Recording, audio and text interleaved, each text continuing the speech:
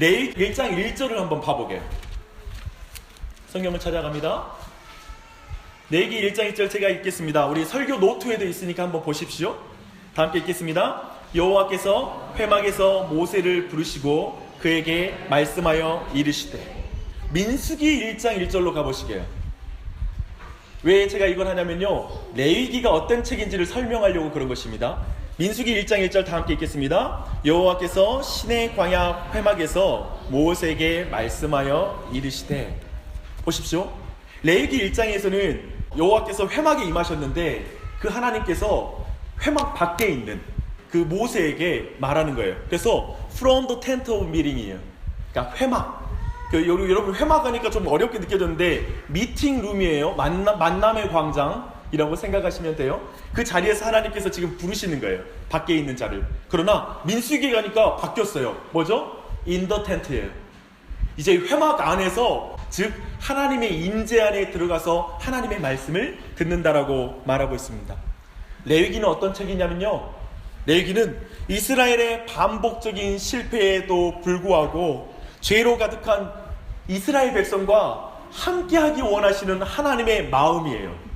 하나님의 열정이에요. 하나님의 방법이에요. 그래서 어떻게 하면 죄인이 하나님의 임재 안에 들어갈 수 있을까라는 것에 대해서 답하고 있는 것이 바로 레위기입니다. 그래서 이제 모세는 이전과 다르게 하나님의 임재 안에 들어가서 하나님과 매우 친밀하게 이제 이야기를 나누는 거예요.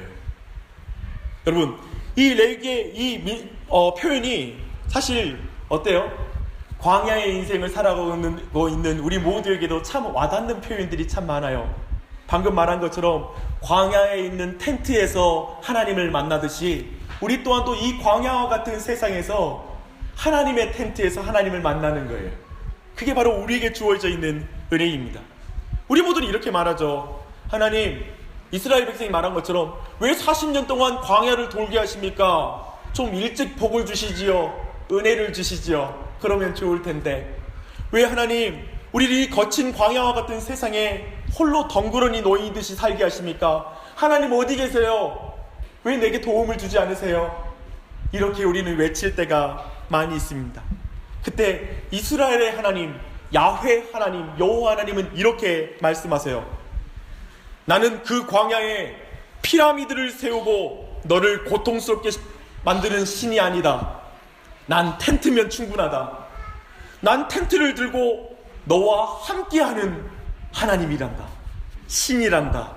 그러니 왜 창조주가 그렇게 볼품없는 텐트에 사냐고 말하지 말아라. 내가 이 텐트에 임재한 이유는 한 가지이다. 내 아들아, 내 딸아, 내 텐트 안으로 들어와라. 내가 너와 더불어 먹고 너는 나로 더불어 먹으리라. 내가 너와 함께하리라. 너와 이야기하리라. 이게 하나님께서 텐트 안에 임하시는 목적입니다. 얼마나 큰 은혜입니까? 사랑하는 성도님들, 제가 묻고 싶습니다. 여러분, 주님의 텐트 안에서 여러분 하나님과 대화하고 계십니까? 아니면 텐트 밖에서 지금 외롭게 살고 계시지 않습니까? 텐트 밖에 있으면서 괜히 왜 하나님 나와 함께하지 않으세요? 왜 나를 힘들게 만드세요? 하고 있지 않습니까? 텐트 안으로 들어가야 됩니다. 성경은 이제 우리 모두가 예수 그리스도 안에서 우리 몸이 하나님의 거룩한 전이라고 말하고 있습니다. 놀랍죠? 우리 몸이 하나님이 거하시는 성령의 전이라고 말하고 있습니다. 여러분, 그 성령의 전에서 하나님 만나고 계십니까? 하나님의 임재를 느끼고 있습니까? 주님하고 동행하고 있는 실제가 있습니까? 아니요. 여러분 생각으로 그렇다고 말하는 게 아니에요. 진짜 하나님과 동행하고 있는 그 삶의 실제가 있습니까? 저는 우리 사랑하는 모든 성도님들 안에 이 레위기를 통해서 하나님과 만남을 갈망하는 역사가 있기를 바랍니다. 그렇게 기도했습니다. 아침마다 부르짖습니다. 우리 교회 모든 성도들, 주일날 예배드리는 모든 주님의 백성들, 하나님의 임재 안에 있게 해주십시오. 거룩하게 하여 주셔서 그 거룩한 전에 성령으로 함께 하여 주시고 성령 충만케 하여 주시옵소서. 이렇게 기도합니다. 오늘도 교회로 모였는데 모두가 하나님을 만나는 은혜가 있길 바랍니다. 텐트 밖에 계시지 마시고요. 이 말을 멀리 있는 말, 나와 상관없는 말로 듣는다라면 텐트 밖에서 듣는 말에 지나지 않을 것입니다. 여러분 이 시간 내밀하게 주님께서 여러분을 향한 말씀으로 들으십시오. 이제 한번 주님의 말씀 나가되 모세가 이 레위기가 오늘 말씀하고 있는 26장과 27장은 레위기의 마지막 끝자락이에요. 그래서 26장은 어떻게 말하냐면 결혼이라고 말해요. 즉 맺는 말이다 라는 거예요. 그래서 가깝게는 25장의 말씀을 맺는 말이 오늘 본문이기도 하고요. 그리고 전체적으로 보면 레위기 전체를 맺는 말이 오늘 성경의 본문입니다. 근데요, 질문이 있어요. 제가 한 가지 질문으로 본문 전체에 대한 설명을 시작하겠습니다. 여러분, 하나님께 순종하면 복을 받습니다 는 말씀을 많이 들으면 우리가 힘써 순종할까요? 아니면 불순종하면 하나님께 저주받습니다 그러면 우리가 하나님께 순종하기를 힘쓸까요? 어떤 말을 더 많이 들으면 여러분 더 열심을 내겠어요? 어떤 말? 순종하면 복 받는다 마음으로 한번 손 한번 들어보시고요. 나는 복 받는 말 그런 거보단 때로는 하나님 막 징계하시고 벌을 내리신다고 하면 무서워서 순종하게 됩니다 라고 말하는 사람도 있을 것입니다. 물론 이렇게 말하겠죠. 둘 다요. 그렇죠? 둘 다가 필요한 거죠. 왜냐하면 성경이 둘 다를 말해요. 둘 다를 말하니까 둘 다 그 효과가 있을 거예요. 근데 우리 모두도 잘 생각해보면 최근에 이번 주에 우리 빛가람 초등학교 중간고사를 마쳤는데 우리가 중간고사를 앞두면 부모님들이 아이들에게 어떤 조건을 걸면서 이제 당근과 채찍을 주면서 야 이번에 이 성적을 받으면 아니면 최하 여기에 다다르지 않으면 너 혼날 거야? 아니면 너 이 정도 맞으면 내가 너에게 당근을 줄 거야. 이렇게 마치 아이들에게도 어떤 약속을 할 때 그렇게 당근과 채찍을 하게 되어 있습니다. 근데 오늘 말씀 이 질문에 대한 답은 아마도 사람의 기질에 따라서 좀 다를 것이고 그런 면에서는 어떤 애에게는 당근이 통하는 애들이 있고 또 채찍이 통하는 애들이 있겠죠. 그것도 우리 모두도 하나님의 말씀에 대해서 그렇다는 것입니다. 어떤 사람이 이렇게 말합니다. 저는 복과 저주 모두 안 통합니다. 그냥 말로는 저는 안 되더라고요. 순종 안 합니다. 저는 직접 하나님이 때리시던지 직접 내게 만지시지 않는 이상 저는 말씀 순종하는 법이 없습니다. 이렇게 말하는 사람도 있을 것입니다. 그렇다면 굳이 이 질문에 대한 답을 이 시간 레위기를 통해서 한번 살펴보게요. 레위기는 여기에 대해서 어떻게 대답하고 있는지를 한번 살펴보는 거예요. 근데 레위기의 방식을 보면 특별히 제가 여러분한테 좀 한 가지를 이 말씀 묵상할 때 좀 여러분의 묵상을 도움을 주는 방식으로 창세기의 인간의 범죄와 한번 연결해서 이 말씀을 쭉 들어보세요. 비슷합니다. 매우 비슷한 구조를 가지고 있어요. 첫 번째는 26장 3절로 13절에서는 하나님이 너희가 내 말에 순종하면 내가 축복할 거야 라는 걸 약속해 줍니다. 말씀에 순종하면 약속의 땅에서 에덴 동산에서 샬롬과 풍요를 누리게 될 것이다.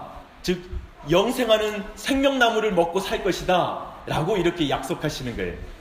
그래서 또 하나는 뭐냐면 징계, 징벌 또 저주의 약속이 있어요. 너희가 내 말에 불순종하면 순종하지 않으면 너희에게 내가 징계할 것이다 저주할 것이다 라고 말해요. 그게 26장 14절로 39절까지 말씀이에요. 저는 특별히 저주라는 말을 쓰는 걸 별로 좋아하지 않습니다. 왜냐하면 오늘 레위기 본문의 그 맥락에서 보면 저주는 그냥 너 죽어봐라 너 이렇게 했으니까 맞아라 라는 그런 의미가 강하지만 징계라는 것은 바로 교정하기 위해서 바르게 하기 위해서 우리가 매를 때리듯이 자녀 만들기처럼 매를 때려서 자녀를 만드는 것처럼 하는 거잖아요. 그런 면에서 봤을 때 레위기의 말씀은 징계예요. 자녀답게 만들려고 하나님 매를 때리시는 게 레위기의 저주의 본문이에요. 근데 그 내용이 쭉 나옵니다. 너희가 말씀에 순종하지 않으면 약속의 땅에서 즉 에덴 동산에서 너희들이 결국 흩어질 것이다. 그리고 너희들이 결국 죽을 것이다. 그리고 너희들이 에덴 동산에서 쫓겨날 것이다. 이런 구조의 개념을 이 저주에 대한 개념에서 담고 있습니다. 근데 분량적으로 한번 볼까요? 분량적으로 보면 순종에 대한 축복 약속에 비해서 불순종에 대한 징계의 약속이 더 많아요. 거의 2배 가까이 많아요. 그러면 성경에서 말하고 있는 강조하는 건 뭘까요? 이제 자연스럽게 이런 거 아니에요? 인간은 당근보다는 채찍이 더 효과적이다. 사랑보다는 공포로 통치하는 게 더욱 효과적이기 때문에 저주를 더 많이 한다. 잘 봐라. 사람들은 하나님을 사랑해서 하나님과 함께하기 위해서 천국 가려는 것이 아니라 지옥 가기 싫어서 천국 간다고 말한다. 지옥이 무서워서 천국 간다는 것이지, 천국 가서 영원히 하나님과 함께하고 싶고 하나님을 찬양하고 싶어서 천국 간다는 사람 있냐? 다들 천국 가면 편안하고 자기 편안하려고 천국 가지, 하나님께 찬양하려고 천국 간다고 하는 사람 많지 않다. 그쵸? 그렇게 되면 오늘 이 본문은, 맞아요, 이건 저주예요. 그래, 공포를 우리에게 심어주어서 하나님 말씀에 순종하게 하려고 하는 그런 본문으로 읽게 될 것입니다. 그러므로 저주의 약속 분량이 많은 것은 심판의 두려움을 더욱 강조하는 것에 있다라고 오늘 본문을 좀 이해할 수밖에 없는 것이죠. 저는 죄로 말미암아 무서운 심판이 있다라는 것은 성경에서 말하고 있는 것이라 저는 믿습니다. 분명히 있습니다. 그래서 우리가 그걸 부정할 수 없습니다. 하지만 그것은 성경의 한 부분이라고 생각합니다. 그게 아니라 온전한 성경의 참된 징계의 의미를 담지 못하고 있는 해석이기 때문에 저는 이것을 그대로 받아들이기는 어려운 것 같습니다. 그렇다면 특별히 저는 두 번째 질문으로 바로 넘어갈게요. 어떤 질문을 하고 싶냐면, 왜 성경은 저주를 이런 방식으로 기록할까예요. 제가 이제 차근차근 설명해 드릴게요. 오늘 참 어르신들이 많아서 너무 좋습니다. 근데 한번 성경에 보면 저주를 설명하는 방식이 있거든요. 한번 그걸 천천히 살펴볼 때 우리의 신앙에 굉장한 유익이 있어요. 첫 번째 말하면, 순종하지 않으면 1단계 징벌이 14절부터 18절까지 다루고 있어요. 너희들이 순종하지 않으면 질병이 오고 재앙이 오고 적들의 침략이 있을 것이다 라고 말하고 있어요. 되게 예상하듯이 좀 기분 나쁜 뉘앙스죠, 그쵸? 내가 너희들 말씀 자세히 보면 14절 말씀 한번 봐볼까요? 거기 안에 중요한 뉘앙스가 있어요. 여러분이 볼 수 있는 14절 15절, 그러나 너희가 내게 청종하지 아니하여 이 모든 명령을 준행하지 아니하며 내 규례를 멸시하며 마음에 내 법들을 싫어하며 내 모든 계명을 준행하지 아니하며 내 언약을 배반할진대 뭔가 뭐냐면, 너희들 내가 불순종할 걸 알아 라는 그런 느낌을 말해요. 그럼 여러분 불쾌해지죠? 아니, 이미 알아놓고 징계도 다 준비해 놓으셨구만. 마치 이런 느낌을 우리가 인상을 받게 돼요. 근데 여하튼 순종하지 않으면 1단계 징벌이 질병, 재앙, 적들의 침략이 있어요. 근데 18절에 보니까 참 중요한 말씀이 있어요. 그렇게까지 되어도, 너희들이 질병과 재앙과 적들의 침략을 당하여도 내게 청종하지 않으면 내가 너희들을 다시 7배 벌하리라 라고 말해요. 그리고 나서 2단계 징벌로 들어가요. 19절로 22절 말씀이에요. 그때는 가뭄과 육식동물에 의한 피해가 너희들에게 있을 것이다 라고 말해요. 모든 사고와 재난, 이런 일이 우리에게 닥친다라는 것이죠. 그런데 23절 마지막 또 이래요. 이런 일을 당하여도 내게로 돌아오지 아니하고 내게 대항할진대, 그러면 내가 너희를 대항할 것이다. 내가 너희들에게 7배 벌을 내릴 것이다. 또 이제 거기에다가 더 강해진 징계가 시작되는 거예요. 그래서 3단계 징벌이 시작돼요. 24절로 26절 말씀이에요. 이때는 더욱 강해진 적들의 침략이 있을 것이고 돌림병이 있을 것이다. 그리고 극심한 가난이 너희들에게 임할 것이다 라고 말해요. 무섭죠? 여기까지 오면 여러분 지금 약간 짜증나려고 하죠? 그냥 징계받는 설교 듣기도 싫은데 지금 3번 연속 거듭되고 있으니까 화가 나요. 근데 이스라엘 백성은 이것도 안 듣나 봐요. 그래서 27절에 말하니까, 너희가 이같이 될지라도, 이 표현이 느끼심이 오시죠? 너희들이 이같이 될지라도 내게 청종하지 아니하고 내게 대항할진대 내가 진노로 너희에게 대항하되 너희의 죄로 말미암아 7배나 더 징벌하리라 라고 말하고 있습니다. 그래서 4단계 징벌이 시작됩니다. 이제 4단계 징벌을 하면 끝나요. 여러분 오래 참으셨죠? 조금만 더 가게요. 4단계 징벌은 뭐냐면, 내가 성소를 허물 것이다. 나 예배당을 닫아버릴 것이다. 땅을 황무하게 할 것이다. 너희들 이 땅에 있을 필요 없으니까 내가 다른 땅으로 옮겨버릴 거야. 이렇게 말해요. 이스라엘을 원수의 땅으로 흩을 것이다. 포로로 끌려가서 또 그 땅에서 마음까지 흩어져가지고 두려움에 떨다가 쇠잔해질 것이다. 약해질 것이다. 여기까지 가요. 어떠세요? 이 분위기 정말 험악합니다. 그쵸? 정말 험악해요. 27절과 저는 이 전체 말씀을 통해서 한 가지 상황이 제 안에 떠올랐습니다. 왜냐면 제가 저희 아내랑 종종 우리 아들이나 딸 때문에 혼낼 때 이런 일이 있는데요. 부모가 이제 아이를 혼낼 때가 있잖아요. 아빠가 아이를 혼내는데 아이가 인정하지 않고 고집을 부리기 시작하면 아버지가 매를 들게 되잖아요. 근데 처음에 매를 때릴 땐 엄마 마음은 뭐냐면 빨리 아빠한테 너 지금 그냥 잘못했다고 말하고 자신의 잘못을 빨리 인정하면 되지 왜 그러니? 라는 마음이 시작될 거예요. 근데 매를 맞아요. 그러면 엄마 마음 아파. 근데 처음 좀 또 말해도 얘가 끝까지 고집하고 자기 잘못을 인정하지 않으면 어떻게 되죠? 아버지의 목소리는 점점 커집니다. 그리고 와서 이제 거의 이성을 잃을 듯 화를 내면서 그냥 매를 때리는데 애를 잡을 듯 패는 거죠. 이 순간 이제 엄마가 참지 못하는 거예요. 이제 갑자기 방금 전에는 자식이 잘못해서 시작된 일인데 갑자기 아버지를 향해 눈을 치켜들고 아니 얘를 왜 잡으려고 그래? 왜 이러는 거야 자기? 얘를 적당히 해야지 말이야. 놀라게 말이야. 이렇게 바뀌어요. 아버지가 당혹스러워요. 아 왜 이러는 거야? 지금 바르게 타이르고 있는데 처음에는 지지해줬다가 왜 이러나. 사실 이 본문에서 우리 모두가 이스라엘과 하나님 관계에서 느끼는 건 그런 거예요. 뭐냐면 처음에 이스라엘 백성이 잘못하니까 하나님이 벌하시는 게 맞죠. 그렇잖아요. 순종 불순종하니까. 근데 하나님이 1단계, 2단계, 3단계, 4단계로 징벌하고 점점 강도가 강해진 거 볼 때 우리의 감정이 바뀌어요. 하나님 왜 이러십니까? 좀 적당히 하시죠. 이스라엘 잡아 죽이겠네. 왜 잡으시려고 그러세요? 하나님은 사랑이 많으신 분이시고 인자가 많으신 분인데 왜 이렇게 행하십니까? 이런 마음이 들어요. 하나님 축복의 말로 격려해주지 못할 망정 단계를 정해놓고 심판하는 이런 분위기는 매우 싫어요. 인간 부모도 애를 때리다가 결국 껴안아 주는데 하나님이 너무 잔인하다는 인상을 우리가 지울 수가 없어요. 맞습니다. 사실 우리의 신앙생활 가운데 경험하는 게 이런 거예요. 하나님 앞에 이거 통과했는데 또 문제 생기고 인생이 답이 없어. 계속 문제는 다가와. 좀 살만하니까 질병이 와서 그 가정이 불행해. 힘들어요. 그런 일을 닥치면 우리 모든 신자들 안에 이런 마음이 드는 거예요. 나를 저주하는 것 같아. 하나님이 나와 함께하지 않으시는 것 같아. 이렇게 우리 입술에서 그런 말이 나오게 되었습니다. 그냥 하나님이 마치 이런 거예요. 하나님 징계라고요? 아 이건 징계 아니에요. 이건 저주예요.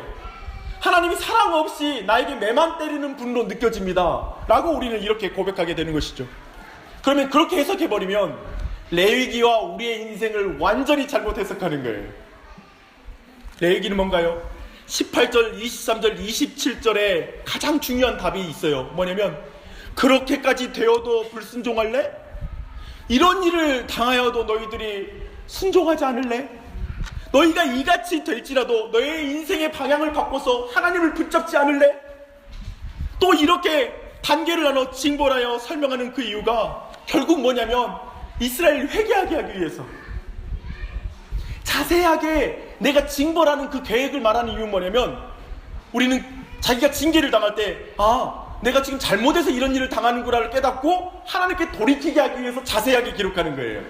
저주가 많은 이유는 저주를 많이 주려고 그런 게 아니라 그 저주를 당했을 때 그 상황에 들어갔을 때 내가 말씀에 기록되었던 그 말씀을 내가 지금 경험하고 있는 것이구나. 돌이키라고 이렇게 많이 말하는 것이구나 라는 걸 깨닫는 거예요. 그게 축복의 약속보다 저주의 약속이 많은 그러한 이유입니다. 사랑하는 여러분, 주님이 이 시간 우리에게 이렇게 묻지 않으실까요? 사랑하는 아들아, 나는 거룩한 하나님이기 때문에 너를 나의 형상으로 세우기까지 쉬지 않을 것이고 그 기준을 낮추지 않을 것이다. 그래서 나는 내가 사망의 길로 가면 매를 들 것이다. 그렇게까지 되어도 내게 청종하지 않으면 나는 인생 채찍을 통해서 너를 칠 것이다. 이런 일을 당하여도 내게 돌아오지 않으면 나는 물질의 채찍을 들 것이고 그리고 관계라는 채찍을 들어서 너를 칠 것이다. 그런데 이렇게 해도 이런 일을 당하여도 내게 돌아오지 않으면 나는 또 매를 들 것이다. 너희가 이같이 될지라도 내게 청종하지 않으면 난 또 아픈 매를 들 것이다. 너는 나에게 아빠 미워, 아버지 미워요, 하나님 아버지는 나를 사랑하지 않아요 라고 아프게 말해도 나는 너를 포기하지 않고 너를 내 자녀답게 만들 것이다. 왜냐고? 나는 내 아버지이기 때문이다.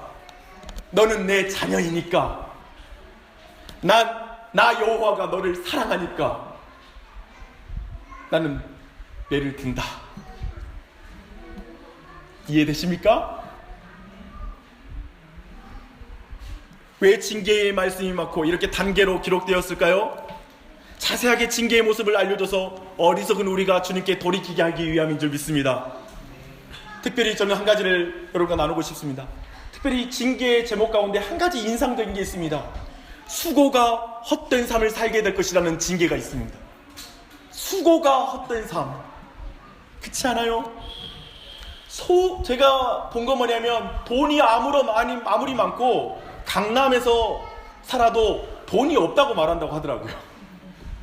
힘들대요. 수많은 투자 속에서 끊임없이 궁핍함을 느끼는 현대인들, 그런 모순된 경험을 여러분도 인생 가운데 지금 경험하고 있지 않습니까? 분명 돈이 없는 건 아닌데 이상하게 쪼들리는 인생, 수고하여도 열매가 없는 인생. 그 순간 여러분 생각하십시오. 그게 여기에서 말하는 징계예요. 레위기의 징계. 여러분 얼른 어떻게 생각이 되면 내가 진짜 열심히 노력해도 참 공허하구나 인생이. 하나님께 돌이켜야 되겠다, 회개해야 되겠다 라는 사인으로 보십시오. 그런 메시지를 여러분의 일상에서 발견하는 은혜가 있길 바랍니다. 그게 은혜예요. 주님께 돌이키는 게 은혜예요. 사랑하는 여러분, 근데 저는 특별히 오늘 이 말씀 안에, 특별히 오늘 본문 안에서 마지막 징계에서 보는 무서움과 그 안에서 발견하는 복음을 여러분과 함께 나누고 이제 말씀을 마무리하기 원합니다. 이 마지막 징계를 보면 세 가지잖아요. 세 가지 징계는 뭐냐면, 첫 번째는 내가 성소를 파괴해버릴 것이다. 너희들이 예배하는 예배당을 파괴할 것이다. 또 약속의 땅에서 쫓겨나 너희들을 포로로 끌어갈 것이다. 그리고 마지막으로는 원수에게 삼켜져 이방 땅에서 너는 쇠잔해질 것이다 라는 징계예요. 너무 무섭죠? 이제 끝 아니에요? 이 정도 되면 포로로 끌려가고 이방인 밑에서 고통받다가 힘을 잃어버리고 그 땅에 삼켜져 버린 듯, 마치 우리가 일상생활을 살아갈 때 하나님의 백성이기는커녕 세상에 삼켜져서 정말 무력하게 산 듯한 느낌을 받을 때, 그러면 신자로서 삶은 끝난 거잖아요. 저 이스라엘 백성도 끝난 것이잖아요. 근데 성경은 그렇게 말하지 않아요. 결코 끝나지 않은 거예요. 특별히 이 말씀, 나중에 실제로 이 말씀, 이 마지막 징계에 대한 말씀은 역사 가운데 실제로 이루어져요. 이스라엘 백성이 포로로 끌려가잖아요. 이 모든 일을 경험하기 때문에 이걸 뭐라고 말하냐면 애언적 경고이다 라고 말해요. 뭐라고요? 애언적 경고.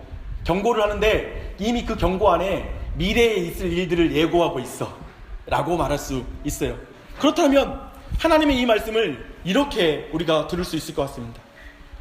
너희는 나를 예배해야 할 땅에서 이 세상의 풍요의 신, 출세의 신 몰렉에게 너의 아들을 불태워 드렸다.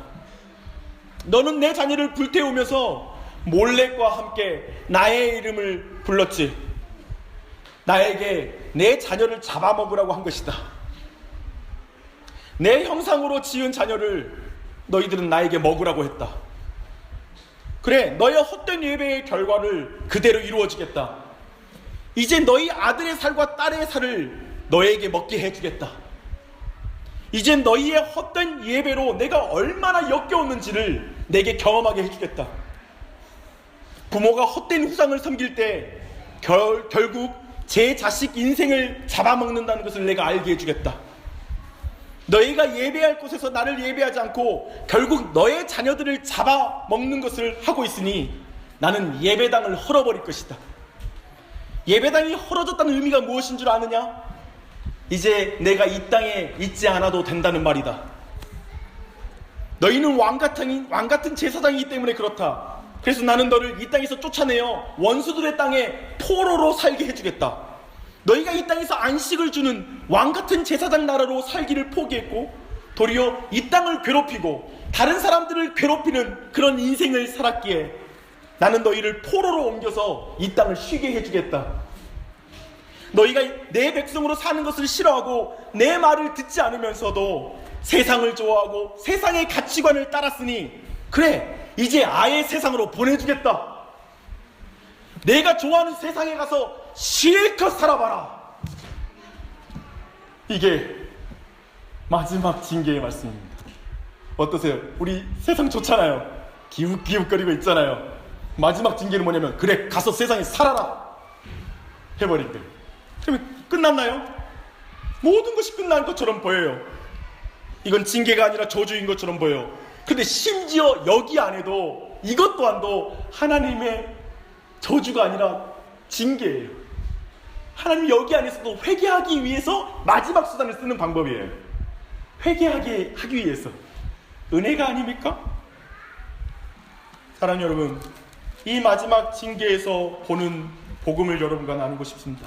40절로 42절 말씀 함께 읽겠습니다. 그들이 나를 거스른 잘못으로 자기의 죄악과 그들의 조상의 죄악을 자복하고 또 그들이 내게 대항함으로 나도 그들에게 대항하여 내가 그들을 그들의 원수들의 땅으로 끌어갔음을 깨닫고 그 할례받지 아니한 그들의 마음이 낮아져서 그들의 죄악의 형벌을 기쁘게 받으면 내가 야곱과 맺은 내 언약과 이삭과 맺은 내 언약을 기억하며 아브라함과 맺은 내 언약을 기억하고 그 땅을 기억하리라. 아멘. 저는 이거 읽는데 예수님이 보이더라고요. 복음이 그 안에 보이는 거예요. 제가 한번 그것을 정리해봤어요. 한번 여러분 들어보십시오. 이스라엘을 성소가 없는 곳에 보내 세상 속에서도 회개하게 하시는 하나님의 은혜가 여기에 있습니다. 하나님의 징계의 끝자락이요. 심지어는 마지막에는 우리가 세상으로 갈 거라는 거예요. 여러분, 교회 안 나와도 되는 때가 있어요. 마지막 끝자락에는 세상으로 돌아가 버리는 거예요. 근데 하나님의 사람은 거기서도 회개해서 돌아와요. 거기까지 하나님 끌고 가시겠다는 거 말하고 있습니다. 하지만 그곳에서 주님은 우리를 모두를 돌아오게 하시는 분이십니다. 특별히 깨닫게 하고 겸손하게 하고 죄악의 형벌을 기쁘게 받으면 언약이 회복되고 모든 관계가 회복될 것이다 라고 복음을 말하고 있습니다. 여기 계신 분 안에 아직까지 세상 가운데 가신 분은 안 계시잖아요. 그렇죠? 다 여기 와 있잖아. 그래서 이 정도는 아니에요 우리가. 그러나 이 정도로 갈지라도 하나님의 은혜는 거기에 있어요. 우리를 돌이키게 하는 하나님의 계획. 이 마지막 징계에서 보는 하나님의 복음을 보십시다. 헛된 우상을 섬기다 결국 자식의 인생을 잡아먹을 수밖에 없는 부모를 위해 하나님 아버지는 그의 아들 예수 그리스도를 세상에 보내 죄인을 살리는 살과 피가 되셨습니다. 아멘. 하나님의 성소인 몸을 더럽히고 헛된 우상을 품은 죄인을 위해 참된 성소이신 예수 그리스도의 몸이 무너져 십자가에 달렸습니다. 아멘.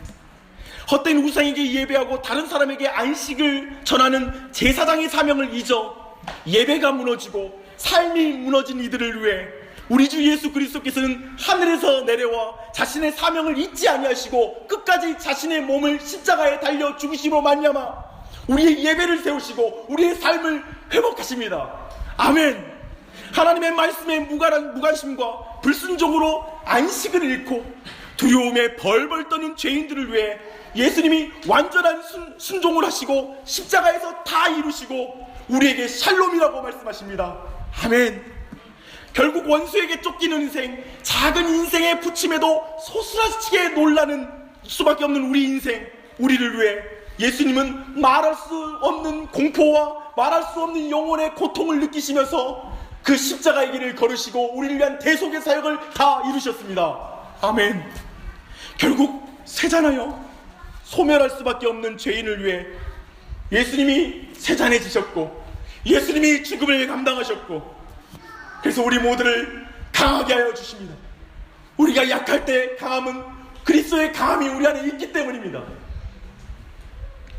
경고하고 경고해도 들을 줄 모르고 반복해서 죄를 짓는 이스라엘, 회개할 줄 모르는 이스라엘이 당할 레위기의 가장 무서운 징계를 참으로 정당하게 완전하게 당하신 분은 예수 그리스도입니다. 우리는 죄가 없다고 말하고 우리는 하나님 왜 내게 이런 징계를 주십니까? 내 인생에 왜 이런 어려움을 주십니까?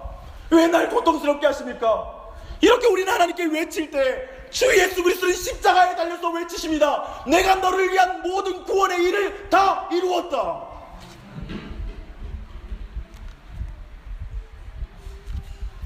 그리고 42절에 말씀을 하시는 것입니다.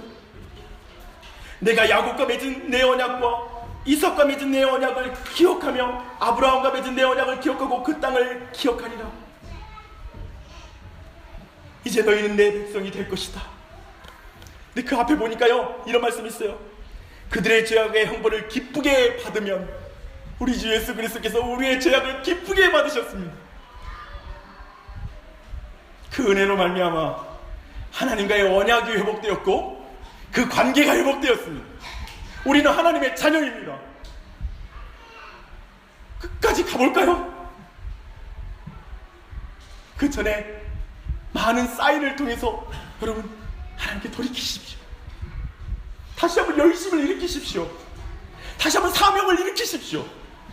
다시 한번 여러분의 이 땅에서의 소명을 다시 회복하십시오. 거룩을 회복하십시오. 주님의 임재를 회복하십시오. 그런 은혜가 우리 모두에게 있기를 바랍니다. 사랑합니다. 이 가득한 사랑의 메시지, 심지어는 내게 이 저주의 메시지 안에도 도도하게 흐르는 예수 그리스도 안에 있는 이 복음의 사랑의 광맥이 여러분의 인생을 통과하고 있는 것입니다. 그 무시무시한 사랑, 그 사랑에 항복하십시오. 아멘. 내 인생을 주님께 드립니다.